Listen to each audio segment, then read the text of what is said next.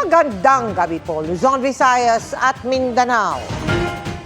Literal na walang panalo ang halos 100 isinangkot sa illegal raffle sa Tarlac na naka-livestream pa.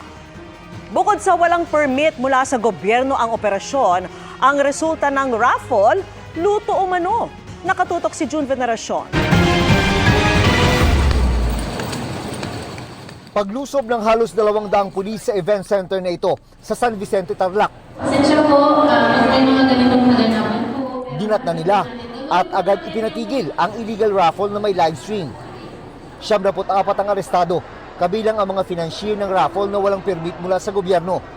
Doon sa venue, 1,000 maigi yung tao doon. And based on the law of illegal gambling, financiers, bettors, everybody pwedeng makasuhan.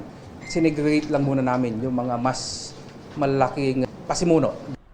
Halos puno ang venue, lalo't milyong piso ang halaga ng mga premyo, kabilang ang brand new SUV na ipinagmamalaki pa sa online advertisement. At ang ticket, 20 pesos lang isa.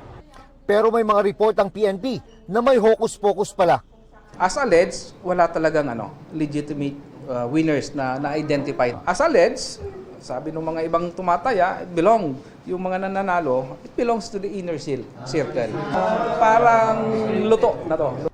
Kadalasan, consolation prize lang umano ang naiuwi ng mga tunay na tumataya sa bunutan na questionable raw ang paraan. Ang sabi nung ibang mga nandoon is that pangalan lang ang binabanggit.